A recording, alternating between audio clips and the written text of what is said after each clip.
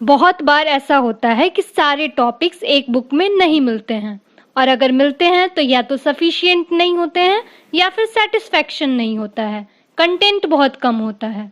इन्हीं सब प्रॉब्लम्स को सॉल्व करने के लिए ये वीडियो है। This video will surely give you an edge over others.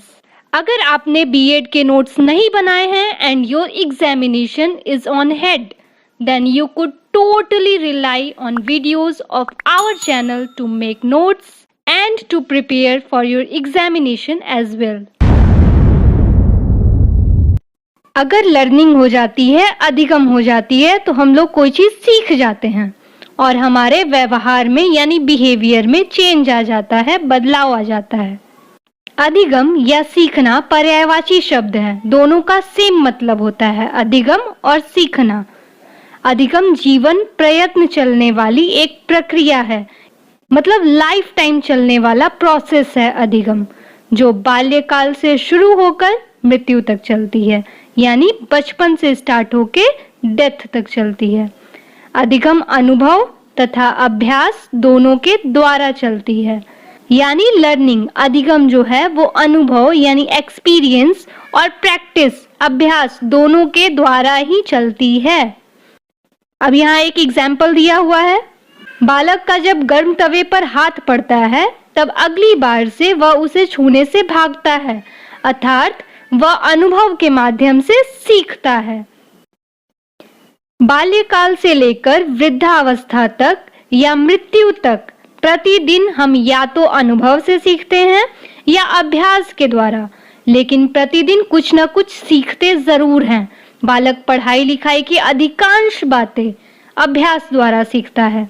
यहाँ पे हम लोगों ने एक एग्जाम्पल देखा, अगर कोई बालक है जिसका गर्म तवे पे हाथ पड़ जाता है तो अगली बार वो उसे छूने से भागता है, यानी वो एक्सपीरियंस किया, अनुभव किया और अनुभव के माध्यम से सीख गया। हम लोग हर दिन प्रतिदिन कुछ ना कुछ सीखते जरूर हैं, और पढ़ाई लिखाई का मैक्सिमम चीज हम लोग कैसे सीखते हैं? प्रैक्टिस से। प्रैक्टिस से हम लोग कौन सी चीजें ज्यादा सीखते हैं? पढ़ाई लिखाई की चीजें। अब यहाँ एक छोटा सा डायग्राम है। अधिगम दो तरीके से हो सकता है, या तो औपचारिक यानी फॉर्मल जगह से, या फिर अनौपचारिक इनफॉर्मल जगह से। जो लर्निंग औपचारिक होंगे वो तो या कक्षा में होंगे या फिर क्षेत्र में होंगे। कक्षा यानी क्लासरूम की लर्निंग, और क्षेत्र यानी मीडिया से, न्यूज़पेपर से, टीवी से। अनौपचारिक जगह कौन से होंगे लर्निंग के? परिवार में, फैमिली में, फ्रेंड्स से या सोसाइटी, समाज से। जो चीजें इन जगहों पे सीखी गई हैं वो इनफॉर्मल लर्निंग है। अब लर्निंग की डेफिनेशन जो है, अधिगम की जो परिभाषा है, वो बहुत सारे फिलोसफर्स ने दिए हैं। तो यहाँ पे हम लोग 3 लिखेंगे, जो छोटा छोटा सा स्टेटमेंट होगा ताकि इजिली रिटेन कर लिया जा सके। तो पहला स्टेटमेंट है क्रो एंड क्रो के अनुसार। यहाँ पे स्पेलिंग मिस्टेक है, इसको आप लोग सही कर लेंगे। इनका क्या कहना था कि अधिगम क्या चीज है, सीखना क्या चीज है? तो इनका कहना था कि नॉलेज का सीखना, हैबिट्स का सीखना और एटीट्यूड का सीखना ही लर्निंग है, अधिगम है। अगर हम लोग नॉलेज सीखते हैं, हैबिट्स सीखते हैं या एटीट्यूड सीखते हैं तो यही लर्निंग है। ये क्रो एंड क्रो की स्टेटमेंट थी। According to Crow and Crow, learning is the acquisition of habits, knowledge and attitude. Second statement है क्राउनबैक की। क्राउनबैक के अनुसार सीखना अनुभव के परिणाम स्वरूप व्यवहार परिवर्तन द्वारा व्यक्त होता है। According to Crownback, learning is shown by a change in behavior as a result of experience. क्राउनबैक का स्टेटमेंट ये था कि अधिगम जो है वो कैसे शो होगा, मतलब कैसे पता चलेगा कि किसी ने अधिगम कर लिया है, किसी ने लर्निंग कर ली है। तो ये उसके व्यवहार में परिवर्तन आ जाएगा, बिहेवियर में चेंज आ जाएगा, तो इससे पता चलेगा। और बिहेवियर में क्यों चेंज आएगा? उसके अनुभव के वजह से, उसके एक्सपीरियंस के वजह से। और थर्ड स्टेटमेंट है वुडवर्थ का। नवीन ज्ञान और नवीन प्रतिक्रियाओं को प्राप्त करने की प्रक्रिया सीखने की प्रक्रिया है। वुडवर्थ ने कहा था कि the process of acquiring new knowledge and new responses is the process of learning. Acquiring की स्पेलिंग यहाँ पे हो जाएगी ACQUIRING। वुडवर्थ ने कहा था कि हम लोग जब नए ज्ञान प्राप्त कर लेते हैं और नई रिस्पॉन्स करना सीख जाते हैं, मतलब किस तरीके से प्रतिक्रिया करना है ये सीख जाते हैं, तो यही लर्निंग है। तो यहाँ तक हमने देखा कि लर्निंग क्या है और लर्निंग की डेफिनेशंस क्या-क्या हैं। अब आगे देखते हैं नेचर ऑफ लर्निंग, अधिगम की प्रकृति। अधिगम का जो नेचर है वो टोटल 5 लिखेंगे हम लोग। फर्स्ट है, अधिगम एक सक्रिय प्रक्रिया है, यानी कि एक्टिव प्रोसेस है लर्निंग। सेकंड है, अधिगम व्यक्ति की क्रिया स्थिति पर निर्भर होती है। मतलब लर्निंग जो है वो किस पे डिपेंड करती है?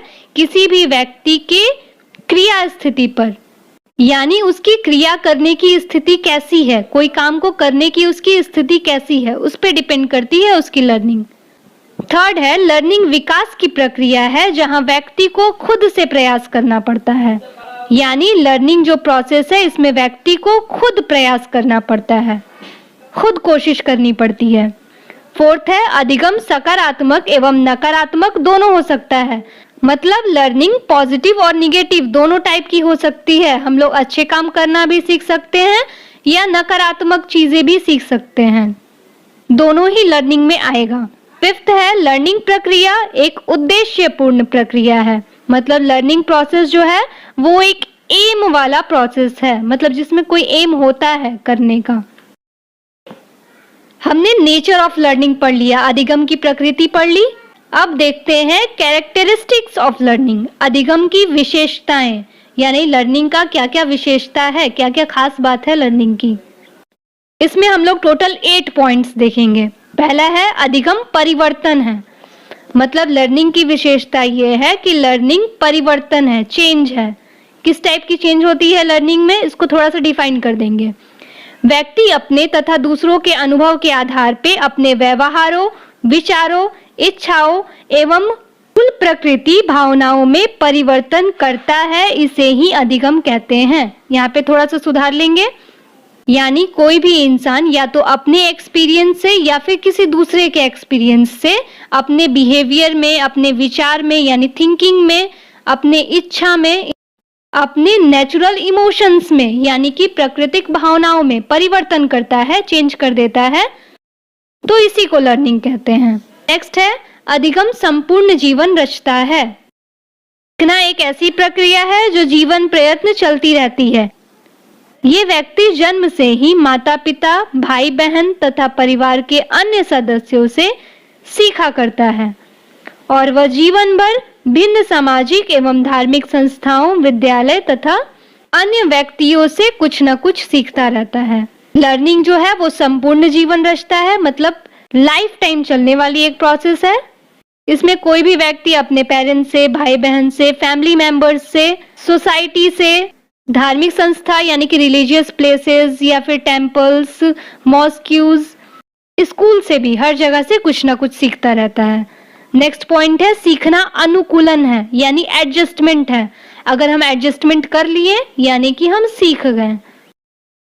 वातावरण से अभियोजन यानी अनुकूलन करने के लिए अनेक व्यवहारों, क्रियाओं, भाषा, उठने बैठने के तरीकों, रहन सहन, रीति रिवाज सीखने पड़ते हैं। अतः सीखने के बाद ही व्यक्ति नई परिस्थितियों से अपना अनुकूलन कर सकते हैं। इन्वायरमेंट में, वातावरण में एडजस्टमेंट करने के लिए हम लोगों को अपने बिहेवियर में चेंज लाना होता है, रहन सहन के तरीके सीखने होते हैं, रीति रिवाज सीखने होते हैं। ये सारी चीजें सीख करके अपने परिस्थिति के अकॉर्डिंग, अपने सिचुएशन के अकॉर्डिंग एडजस्ट कर जाना ही सीखना है। सीखना सक्रियता है। किसी कार्य को सीखने के लिए व्यक्ति का सदृढ़ होकर सीखना ही वास्तविक सीखना है। बालक सक्रिय तभी सीखता है जब वह सक्रिय होकर सीखने की प्रक्रिया में भाग लेता है। मतलब एक्चुअल जो लर्निंग है वो कौन सी लर्निंग है? सदृढ़ होकर कोई चीज सीखना ही एक्चुअल लर्निंग है। मतलब डिटरमिन्ड होकर, एक्टिव होकर। अगर एक्टिव होकर, डिटरमिन्ड होकर हम कोई चीज नहीं सीख रहे हैं तो सीखने की प्रक्रिया में भाग नहीं ले रहे हैं, लर्निंग के प्रोसेस में पार्टिसिपेट नहीं कर रहे हैं। सीखना विकास है। व्यक्ति को प्रति क्षण कुछ न कुछ नए अनुभव प्राप्त होते रहते हैं जिससे वह सीखता है। इसके फलस्वरूप उसका शारीरिक एवं मानसिक विकास होता है। इस प्रकार सीखना ही विकास का आधार है। मतलब लर्निंग जो है वो एक तरीके का डेवलपमेंट है। हम लोग हर टाइम कुछ न कुछ सीखते रहते हैं और हम सीखते हैं तो इससे क्या रिजल्ट होता है? इसका रिजल्ट होता है कि हमारे अंदर फिजिकल और मेंटल डेवलपमेंट होता है। तो इस तरीके से सीखना जो है वो डेवलपमेंट का बेस हो गया, विकास का आधार हो गया। अधिगम खोज है। सीखना वास्तव में किसी कार्य को सोच समझकर करना और एक निश्चित परिणाम पर पहुंचना अर्थात नए ज्ञान को खोज करना है। व्यक्ति में खोज करने की क्षमता जितनी ही तीव्र होती है वह उतनी ही शीघ्रता से किसी बात को सीखता है।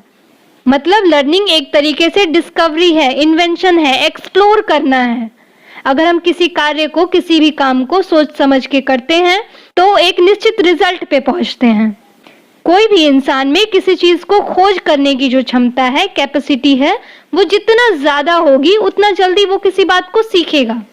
नेक्स्ट पॉइंट है अधिगम वातावरण की उपज है। यहाँ पे थोड़ा सा सुधार लेंगे। बालक हमेशा वातावरण के फलस्वरूप ही सीखता है। बालक जैसे वातावरण में रहता है उसी के अनुसार सीखता है। कोई भी चाइल्ड जैसे इन्वायरमेंट में रहता है वैसा ही सीखता है, उसी के अकॉर्डिंग सीखता है। इन्वायरमेंट का लर्निंग के ऊपर पूरा इफेक्ट है। अब इसका लास्ट पॉइंट है सीखना विवेकपूर्ण है। सीखना यांत्रिक कार्य ना होकर विवेकपूर्ण कार्य है।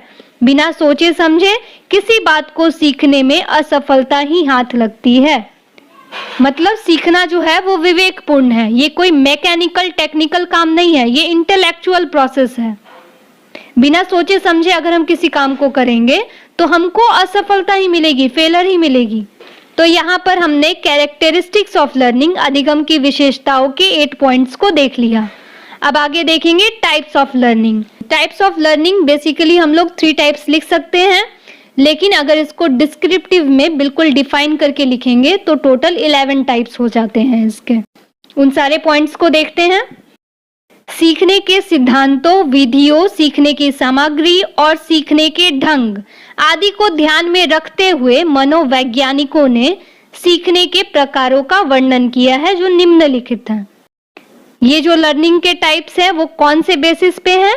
वो सीखने के सिद्धांत के बेसिस पे, उसके मेथड के बेसिस पे, कौन कौन से तरीकों से सीखा जा सकता है, सीखने के सामग्री के बेसिस पे, सोर्स पे, ढंग पे, इन सारे पे ये टाइप्स हैं।